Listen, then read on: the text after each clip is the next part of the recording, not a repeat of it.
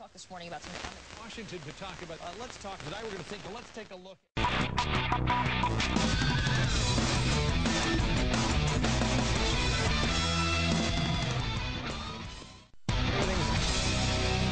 Hello, lovelies. I thought this morning, I sat in my office and I thought, you know what? I think it's about time we legalize marijuana. Hear me out for a second. We have to make a choice in this country.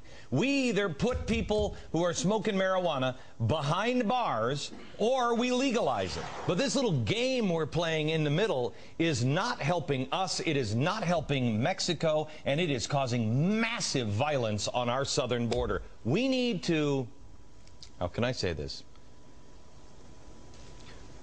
Something or get off the pot. I'm just saying. Here's former Deputy Foreign Minister of Mexico, Andres Rosenthal. How are you, sir? Hi, Glenn. I'm fine. Thanks very much. You know, Mexico City is one of my favorite cities in the world. It is such a great city. I know you're there now, but it is a different world than the last time I was there back in, I think, the early 1990s. And it's because of drug consumption. 50% of our the money going to these cartels is coming just from marijuana coming across our border. Is that right, sir?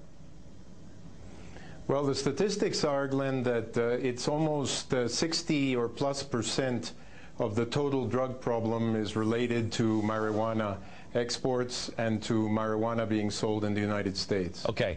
President, and this is what made me make this decision today, that we have to pick a side. There are people that say we should legalize marijuana in the states. President Bush said you can't do that because I'm going to enforce the federal laws. President Obama said I'm not going to change the laws, but I'm not going to enforce them. This is ridiculous. We either need to enforce our laws or change the laws. You believe that we're looking at sort of an Al Capone kind of scenario with drugs and prohibition. Could you explain that? Well, I think there are a lot of parallels between the situation that's going on today and the situation that took place during Prohibition in the United States.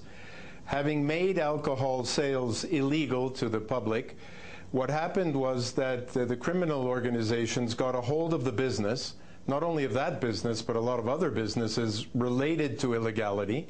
And it wasn't until Prohibition was repealed and alcohol sales were legalized, controlled, taking care that they weren't sold to minors and so on, that it was easier to get rid of these criminal gangs. And I think what we have is the same situation right now with drugs, especially with marijuana. As it happens, in the U.S., there is a tremendous demand for consumption.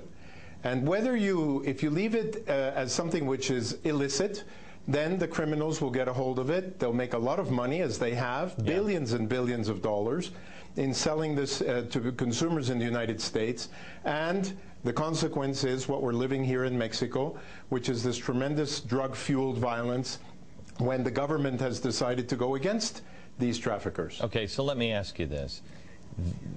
Here in America, people will say, you can't arrest people smoking pot because it's a victimless crime. Could you explain how it's not a victimless crime? Well, as long as it's on the books, as long as it is formally illegal, then, of course, you have the problem that you started out with, which is this hypocrisy of having a law on the books which is not being enforced. It still makes the illegality a great subject for criminals to get involved in. There's a lot of money to be made. While if you took the drugs and discriminated among them and decided that if people want to smoke marijuana the way they smoke tobacco or the way they drink alcohol, then why not legalize it, regulate it, make sure that the purity is what it should be, make sure that it pays taxes rather than fill the pockets of criminal gangs, and then be much more reasonable and rational about the way you deal with these things.